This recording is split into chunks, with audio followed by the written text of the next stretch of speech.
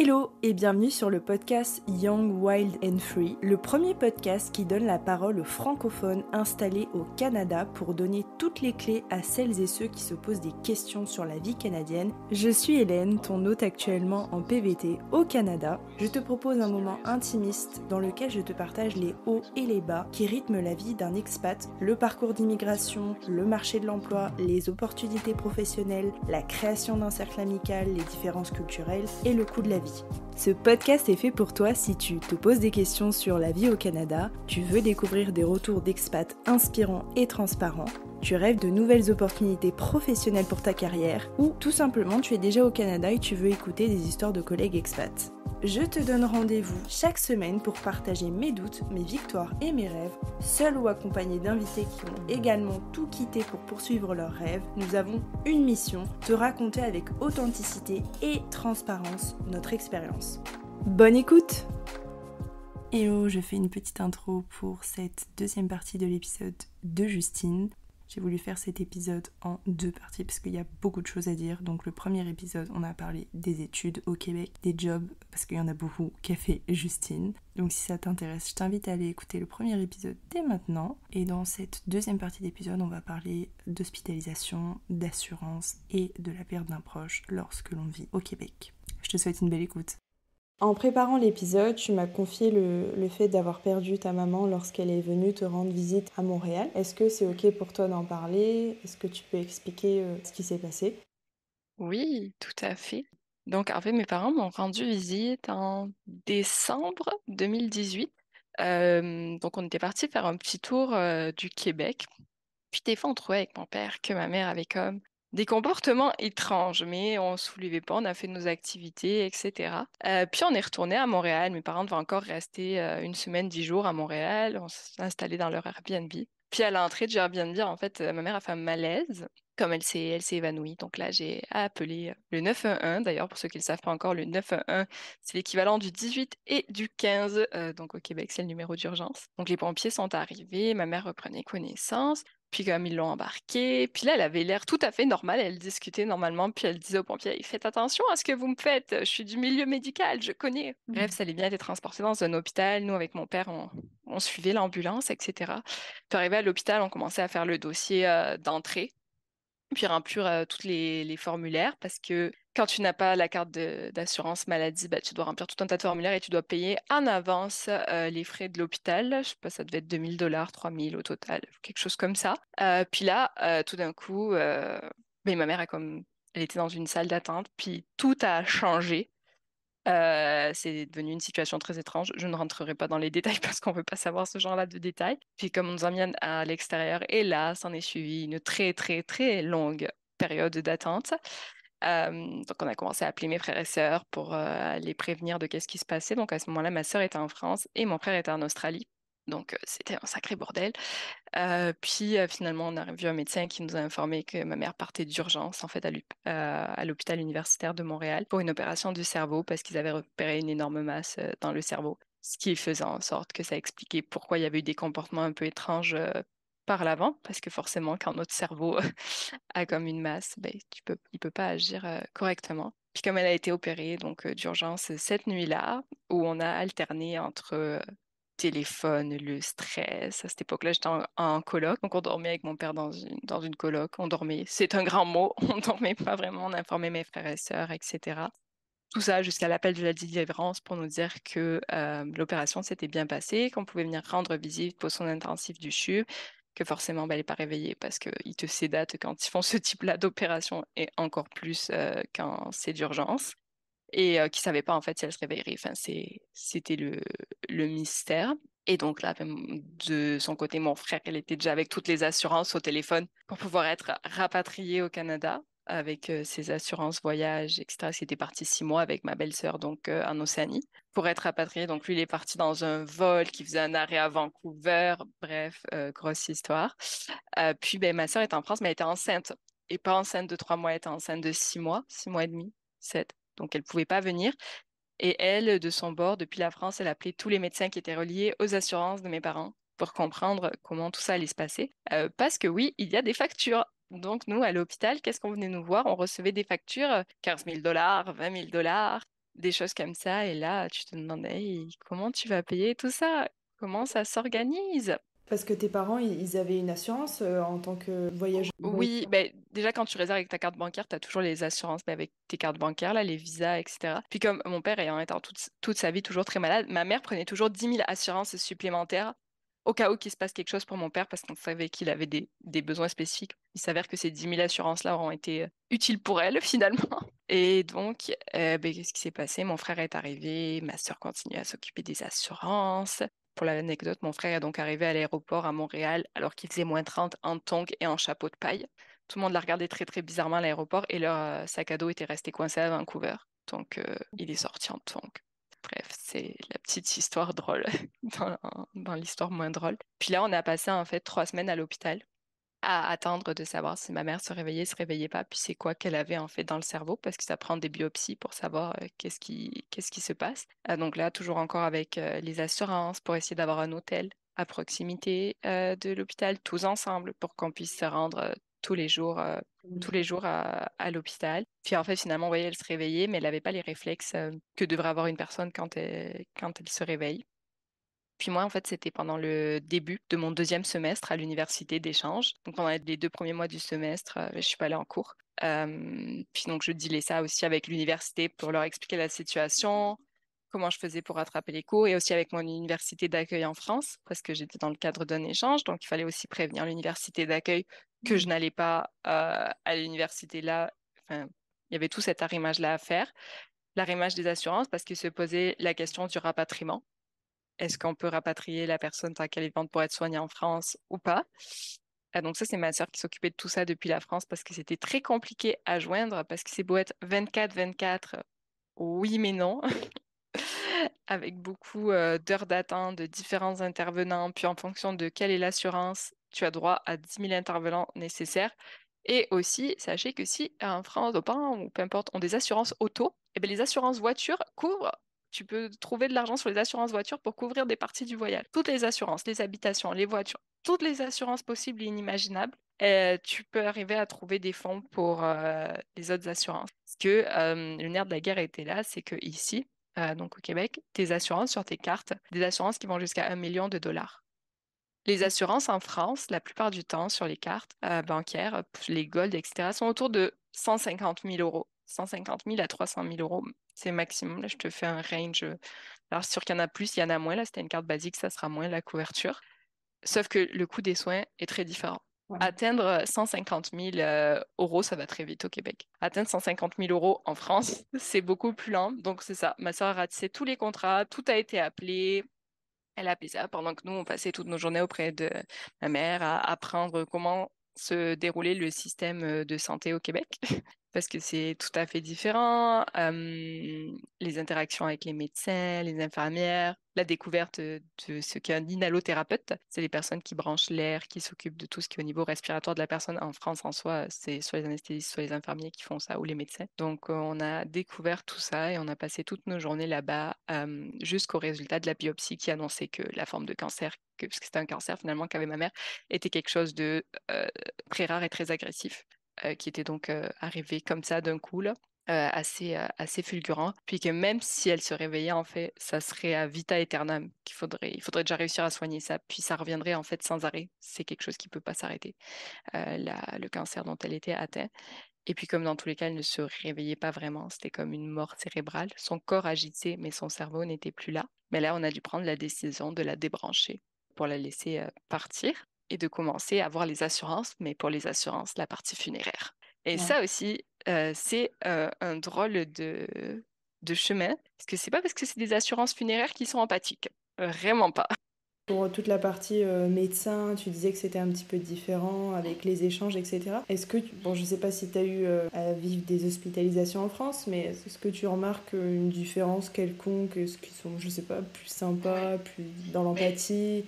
encore une fois, je fais une généralité de nous, la situation qu'on a vécue, mais pour avoir vécu la même situation en France, donc pour mon père, les médecins au Québec qu'on a eu étaient beaucoup plus dans l'explicatif. Ils venaient régulièrement dans la chambre pour faire des points, même s'il n'y avait pas d'avancée, pour dire, bon, ben on en est là. Même si le lendemain, il n'y avait pas une avancée, ils venaient nous faire un point. On pouvait discuter avec eux assez plus facilement, je dirais. Puis c'est ça, il faisait des points sur les avancées. Il nous impliquait vraiment dans le processus de soins. Tandis qu'en France, encore une fois, c'est de mon expérience, il fallait se battre pour être impliqué dans le processus de soins. Que C'est vrai. comme on est un proche, on a le droit d'être impliqué là-dedans, puis ça peut être bénéfique pour le patient. Là, il y a plein d'études qui l'ont prouvé et on se battait pas mal avec ça. Les médecins étaient beaucoup moins à l'écoute. Après, c'est sûr, nous, on était, ben, avec ma famille, on est très, très proches, mes frères et sœurs et mes parents. Donc, on était comme vraiment un cercle très, très resserré. Puis, ayant grandi avec la maladie dans notre famille, ben, les hôpitaux, etc., on avait l'habitude, on connaissait les dossiers médicaux pas mal par cœur, surtout ma sœur. Donc, on était vraiment impliqués là-dedans. Et c'est là que la différence s'est beaucoup sentie. Puis on avait pas mal sympathisé aussi avec beaucoup d'infirmières qui après ne voulaient plus venir s'occuper de notre mère parce que c'était rendu trop émotif pour eux. Mais on connaissait pas mal tout le monde, de nuit, de jour. Mais c'est ça la grosse différence, c'est l'implication des proches, je trouve, dans le parcours de soins. Dans ce cas-là de gravité, là. Du coup, qu'est-ce qui s'est passé par la suite concernant les assurances? Oui, de toutes les assurances funéraires, parce que donc une fois que ma mère est décédée à ce moment-là, mais là, personne ne te prévient de qu'est-ce qui va être fait du corps, comment ça va se passer la suite, parce que à l'hôpital, déjà, ils le savent pas eux-mêmes, parce que bah, c'est quelque chose qui est particulier, parce que c'est un ressortissant étranger, donc ils peuvent pas savoir ce qui se passe. Toi, c'est pas à toi d'appeler des pompes funèbres, etc. Parce qu'encore une fois, c'est à la charge de l'assurance. Donc, tu sais pas. Tu te dis quand c'est que je vais rentrer, tu le sais pas non plus parce que c'est les assurances qui vont décider quand c'est que toi-même ils vont te rapatrier. Puis là, tu dois aussi faire des choix qui sont est-ce que on ramène le corps, est-ce qu'on incinère, qui sont quand même des questions importantes. Ben, nous, ça n'a jamais été un sujet tabou, on savait très bien ce que ma mère voulait. Donc on savait qu'elle voulait une incinération, mais du fait qu'une partie de la famille est catholique en France, notamment que sa mère était vraiment catholique, donc elle voulait le corps, qu'on ramène le corps en France. Sauf que lorsqu'on décède à l'étranger, tu es ramené dans ton pays avec un cercueil de plomb, parce que pour pas que ça soit ouvert, que c'est scellé à vita aeternam, c'est donc tout le temps dans des cercueils de plomb. Et c'est quelque chose que tu peux pas réouvrir le cercueil en France. Il faut avoir une autorisation de la préfecture pour avoir le droit de réouvrir. Donc on a appris tout ça, mais ça c'est des choses qu'on ne sait pas quand on part, alors que c'est quand même assez important. Donc au final, on a fait incinérer ici, parce qu'au niveau des coûts, dans tous les cas, la prise en charge allait être faite par l'assurance. Donc ça changeait pas grand-chose, mais pour respecter les volontés. Mais c'était aussi un travail mental de arriver à discuter avec la famille en France, puis avec sa mère en France, de faire comprendre c'est quoi les choix et pourquoi c'est ça qui est fait aujourd'hui. Il y a quand même un bris de génération et puis d'expliquer comment ça va se passer. Puis là, donc, c'est ça, t'essayes de joindre le consulat, parce que forcément, le consulat, on l'avait déjà mis dans la boucle avant, pour savoir comment ça se passe, parce qu'eux, ils ont plus d'informations que nous. Puis en fait, nous, on cherchait à savoir qu'est-ce qui faisait du corps de notre mère, parce qu'il fallait savoir justement incinération, etc. Les assurances refusaient de dire avec quelle pompe funèbre il faisait affaire. Ils ne voulaient pas nous informer de là où était transformé l'endroit parce qu'ils disaient que ça ne nous concernait pas et qu'ils enverraient juste les factures. Parce qu'en fait, la partie, oui, transport Incroyable. du Canada à la France, ouais, est payée. Mais la partie, ben, tu sais, si tu choisis le choix de ton cercueil l'incinération, ça, c'est de la poche ben, des personnes, comme en France, là. Et sauf qu'on ne savait rien. Et on savait même pas, nous, si on rentrait. Enfin, tout était assez mal coordonné. Puis là, on a appelé les consulats. Le consulat nous a donné la liste des morgues avec lesquelles généralement les assurances travaillent. Puis on a commencé à appeler les morgues, une par une, pour trouver où était ma mère. Donc c'est comme ça que j'ai pu trouver l'endroit. Ouais, parce que tu savais pas, mais c'est horrible, c'est tellement inhumain, je trouve. Il y a tellement pas d'empathie dans ce que tu dis. Enfin, venant d'eux, quoi. C'est affreux. On savait pas. On savait juste que tu peux rester juste un tel délai maximum à l'hôpital, dans les frigos de l'hôpital, parce qu'après, il faut libérer la place. Et comme ben, c'est des ressortissants étrangers, ben, c'est les assurances qui coordonnent tout ça. Parce que les assurances ne voulaient pas nous dire où c'était, sauf que ben, nous, on voulait savoir où ça allait, là, j'ai envie de dire forcément. Et donc, nous, on a appelé, on est tombé sur la pompe funèbre. La pompe funèbre, elle ne comprenait pas pourquoi les assurances refusaient de nous envoyer les devis et nous dire, etc. Sachant qu'au final, la paperasse, il faut la faire avec les pompes funèbres, toutes les autorisations d'incinération et les choses qui ont rapport ben, à cette partie funéraire-là. Et donc, nous, après, ce qu'on a fait, c'est qu'on a trouvé l'endroit, les pompes funèbres, on a pu discuter avec eux, nous envoyer tous les devis. Puis l'assurance, même si nous, on savait où elle était, disait non, nous n'avons pas le droit de vous dire où c'est que se trouve le cœur. Donc là, j'ai fini par leur dire c'est bon, regardez, j'ai le devis. Donc, me dites pas que vous savez pas où elle est, c'est pas vrai, vous le savez, parce que la pompe funèbre m'a dit ben oui, c'est eux qui l'ont transférée. Donc, tu avais tout cet arrimage-là. C'est ma sœur qui s'occupait de ça, mais ma sœur était enceinte, puis elle s'occupait en plus.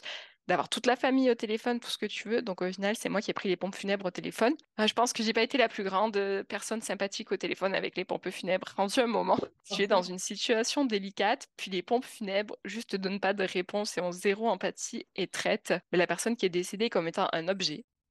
Ben ouais, je trouve que c'est quand même assez violent. Tu viens de perdre un proche, c'est déjà difficile. Certes, ils font leur job, mais ils pourraient le faire avec un peu d'humanité, quoi. C'est ça, c'est assez violent. Puis, donc, une fois que tu règles tout ça avec les pompes funèbres, il y a tout l'aspect plus paperasse avec le consulat, parce que le corps peut pas être envoyé en France tant qu'il n'a pas été scellé devant le consulat de France. Donc, les gens du consulat doivent se déplacer à la pompe funèbre, ou nous, vu que c'était une urne, les urnes sont déplacées au consulat et scellées. Mais tu peux pas renvoyer le corps en France tant que c'est pas scellé devant quelqu'un qui officie pour la France. Voilà. Donc en fait, on savait pas, nous, quand c'est que le corps allait être rapatrié en France. On savait pas quand c'est que nous, on allait être rapatriés en France. On savait rien parce que quand on avait les assurances, c'était comme, ben, c'est quand que le corps rentre, on est comme, ben, on sait pas parce que c'est pas la même assurance. Puis ça dépend de quand le consulat le scelle, sachant que le consulat se déplace pas juste pour sceller une chose. Ils font ça par batch. Comme je sais pas, à tous les 3 jours ou à toutes les semaines, il y a une batch de scellage de ressortissants français décédés ou de choses comme ça qui doivent être transportées. C'est super dur quand même psychologiquement, tout ce que tu dis depuis tout à l'heure. Ouais, mais c'est la réalité, donc je souhaite à personne que ça se passe comme ça, mais c'est important de le savoir. Moi, je me dis, si je l'avais su avant, j'aurais été contente, mais c'est le genre d'information que tu veux pas aller chercher avant et que tu te dis, ça va jamais t'être utile dans la vie. Mais donc, c'est ça, il a fallu attendre le scellage. Puis quand et là, on a appelé le consulat nous dit, bah, ça peut être scellé là. Là, tu appelles les assurances, t'es comme, bon, alors apparemment, ça va être scellé par là. Donc, on veut rentrer aussi à un moment donné. Et puis là, dans toute leur splendeur, comme c'était une urne en incinération, les assurances qui font bah oui, mais c'est vous qui allez rentrer avec l'urne, c'est vous qui allez la prendre dans les bagages cabine pour payer moins. C'est pas vrai. Pour payer moins. Si. Donc ils veulent te faire transporter le truc funéraire, sachant que pareil, quand tu as une urne funéraire, il faut un papier qui spécifie que c'est une urne funéraire, puis il faut la cacher parce que les autres passagers dans les avions, ils doivent pas savoir que tu transportes quelque chose de funéraire. Mais donc là, les assurances dans toute leur splendeur sont comme, ben là, vous allez la ramener avec vous. T'es comme, oh non, tu sais, c'est dans leur contrat. Ils ont à prendre en charge le rapatriement, mais forcément, ça leur coûte moins cher si on le prend en bagage cabine que si c'est eux qui rapatrient comme un corps. Au final, ils ont rapatrié par eux-mêmes, hein, parce que nous, on a dit ben non.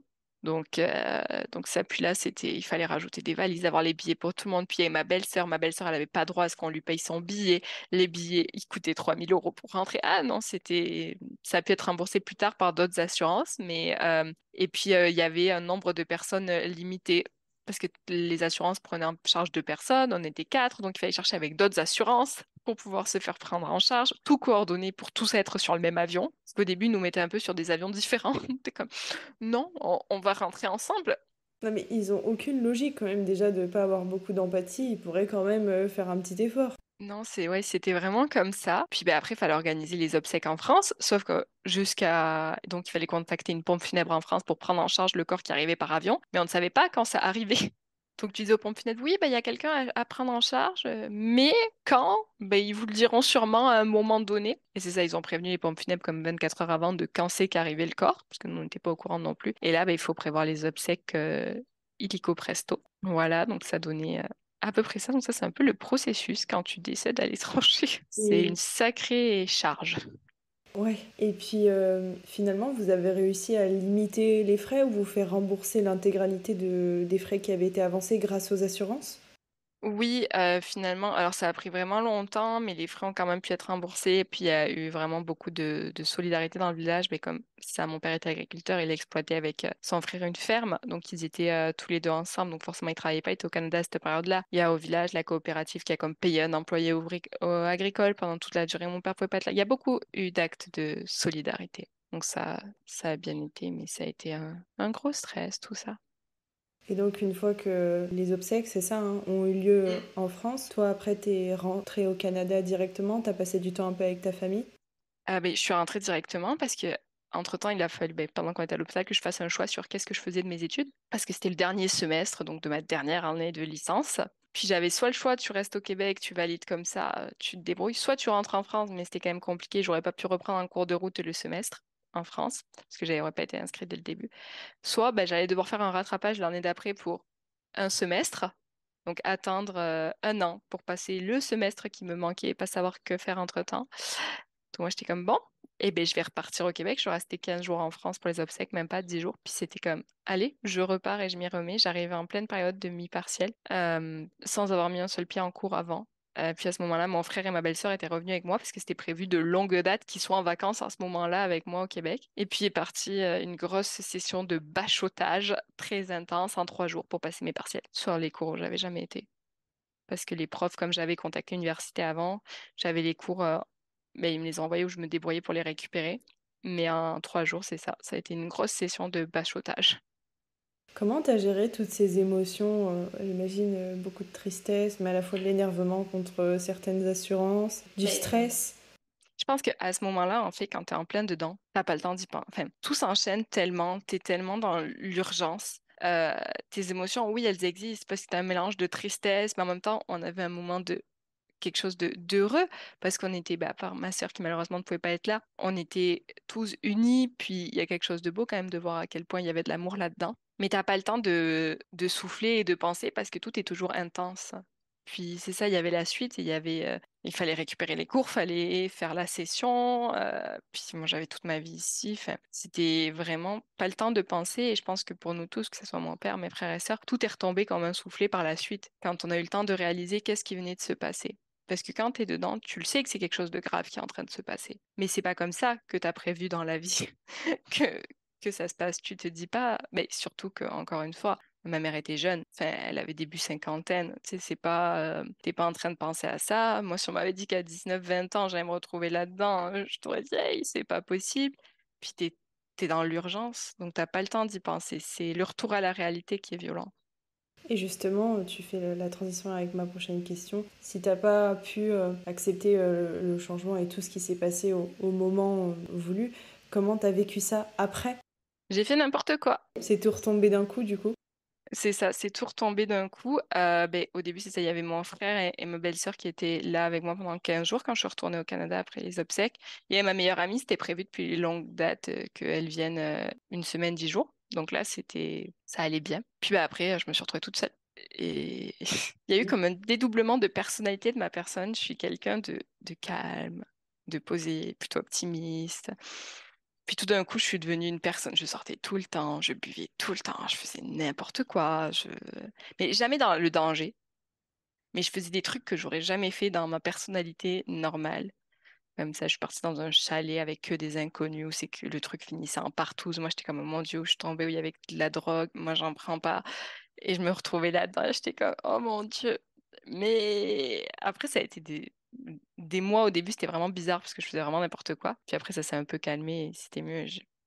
Et j'ai quand même bien profité, mais c'est ça, j'ai eu un dédoublement de personnalité. Et puis au final, je pense que le fait de vouloir aussi rester au Québec, et encore plus d'aller dans une maîtrise dans l'administration de la santé, il y a un lien avec cette histoire-là, clairement. Un lien de ben, je vais rester parce qu'il me faut faire mon deuil ici. Il y a cette partie-là, c'est certain. Puis tu as envie, mine de rien, de redonner au réseau de la santé une partie de ce que toi, il t'a donné, parce que notre expérience a été très, très bonne dans le réseau de la santé québécois à ce moment-là. Donc, je pense qu'il y a tout ça qui est lié. Quel conseil tu pourrais donner à quelqu'un qui pourrait être amené peut-être un jour vivre le deuil de cette façon très brutale, que ce soit, je sais pas, au niveau des assurances, au niveau même de la gestion de ses émotions? Déjà, prenez toujours des assurances quand vous voyagez. Parce que le moment où on est tenté de dire, ah non, j'ai pas payé 40 euros pour une assurance, c'est bon.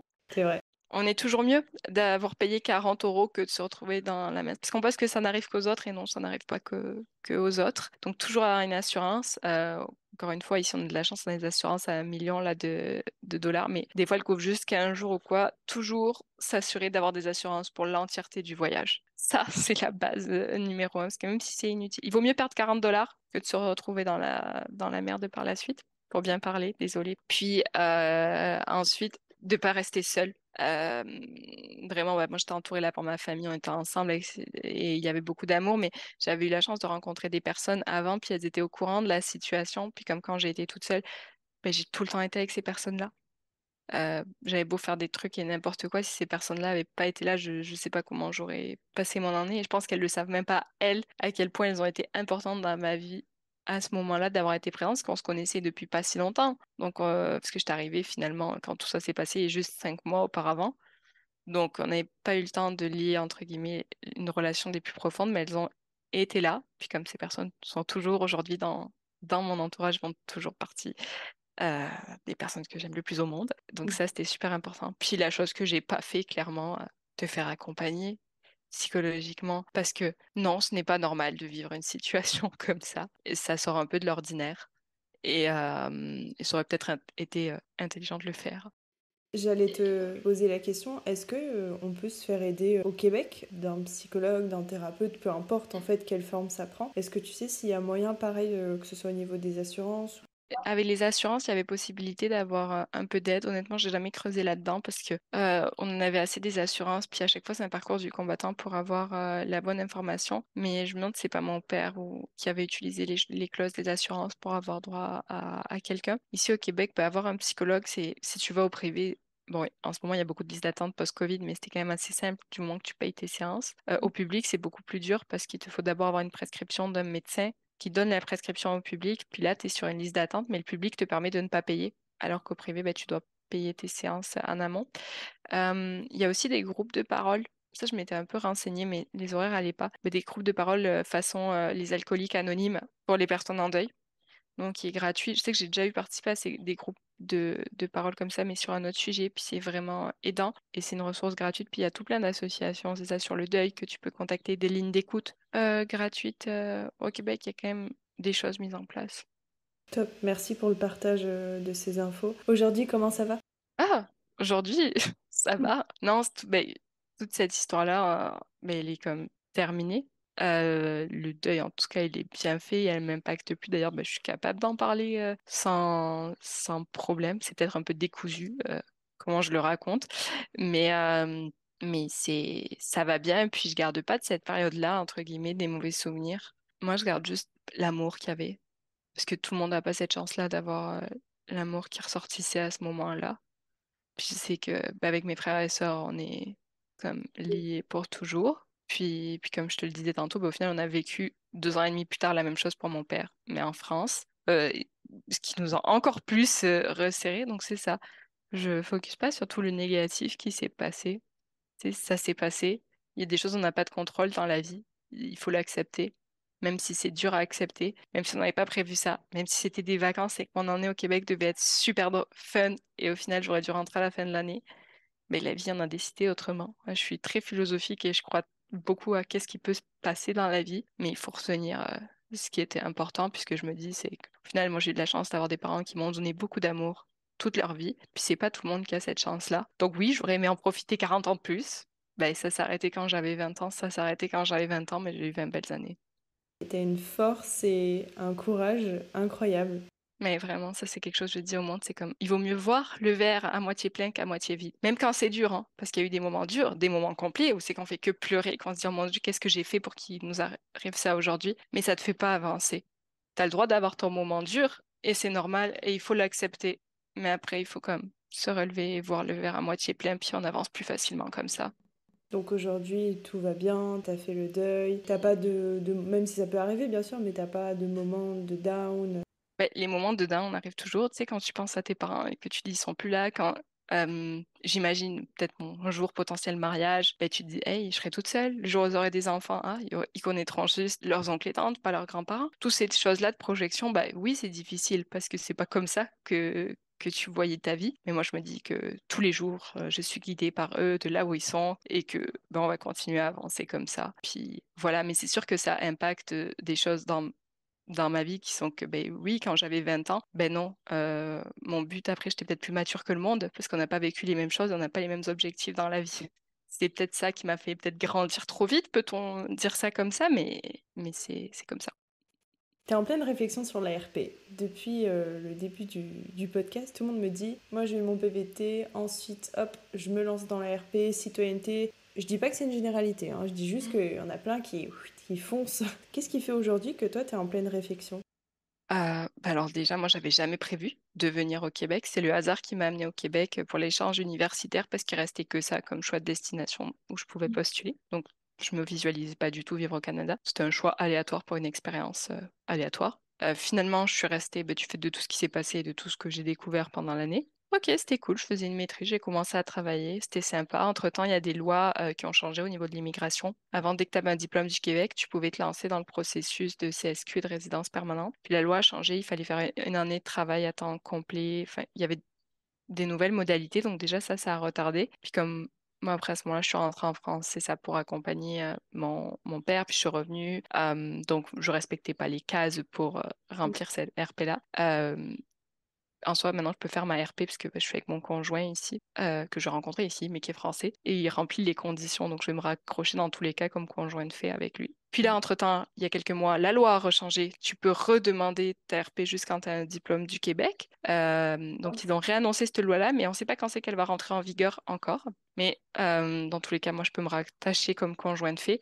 Mais qu'est-ce qui m'a fait hésiter, c'est que j'ai l'impression que j'ai fait mon tour de ce que j'avais à voir au Québec et ce que j'avais à y faire. Comme je l'ai dit précédemment, je pense que je suis aussi restée au Québec pour faire mon deuil. Mon deuil, il est fait. Et on dirait que ça a bouclé la boucle. C'était comme j'ai vécu des expériences, mais j'avais besoin de prendre ce temps-là pour ce deuil-là. Puis une fois que j'ai senti qu'il était terminé, ben, c'était comme, qu'est-ce que je fais là? Et ça s'est passé en plein Covid. Et en plein Covid, on avait les frontières donc, qui étaient vraiment bien fermées. Tu ne pouvais pas faire des allers-retours comme ça de chanter ou tu ne pouvais pas sortir du territoire. Là, je me suis sentie vraiment étouffée. Entre-temps, il y avait la santé de mon père qui déclinait. Donc, je me sentais en prison au Québec alors que je voulais être en France. Donc, ça n'a pas aidé envers mon amour, envers la distance, là. Parce que c'est ça, mon plus gros problème étant la distance entre la France et le Québec. C'est pas du tout la vie au Québec, là. C'est vraiment l'océan qui nous sépare entre la France et le Québec. Puis bon, après, je suis rentrée en France, donc mon père est décédé à ce moment-là. Puis là, je suis revenue, je t'ai dit, OK, c'est bon, mon permis, il périme en août 2024. Je veux pas rester plus longtemps au Québec, je veux être avec mes frères et sœurs. Avec le recul aujourd'hui, oui, j'ai toujours un peu cette envie-là, mais je me dis, je parlais sans doute dans le coup de l'émotion, encore une fois, avec une nouvelle histoire de deuil. Forcément, tu as envie d'être avec les personnes que tu aimes le plus au monde. Puis là, à ce moment-là, je voulais juste être qu'avec mon frère et qu'avec ma sœur. Euh, Puis donc, 2022, ça a été les grands changements pour ma vie professionnelle. J'ai tout éclaté. Puis comme maintenant, en ce moment, je peux le dire, je suis heureuse dans ma vie professionnelle. Ma vie personnelle, ben, tout va bien avec mon copain, mes frères et sœurs, c'est mes frères et sœurs. Quoi qu'on a plein de problèmes de succession, mais bon, ça c'est un autre sujet, mais peu importe. J'aime mes frères et sœurs, tout va bien. Donc je suis comme, hey, ok, il y a un océan de distance, mais ça vaut peut-être la peine de rester et de faire les papiers, même si je reste pas. Mais donc là, à l'ordre du jour, juillet 2023, c'est faire les papiers pour le CSQ. Parce que mine de rien, on va pas se mentir, il y a aussi l'histoire de combien ça coûte, hein. La RP, là, ce qui est plus de 2000 $, 3000 $, c'est quand même un coût aussi. Donc quand t'es pas sûr et que tu te dis, bah ouais, j'ai envie de rentrer, j'ai envie de faire les papiers. Mais finalement, ça commence à s'aligner vers ça. Merci beaucoup pour ton partage, Justine. C'était vraiment chouette de t'avoir sur le podcast et t'as eu un message hyper important à délivrer. Les assurances, faut surtout pas les négliger et on peut se faire aider si on en a besoin. C'était un sujet pas facile, pas habituel, mais pour moi c'était tellement important de partager ton histoire puisque ça mérite d'être écouté par tout le monde parce que ça peut arriver à tout le monde. Alors merci beaucoup, Justine. Merci à toi, Hélène.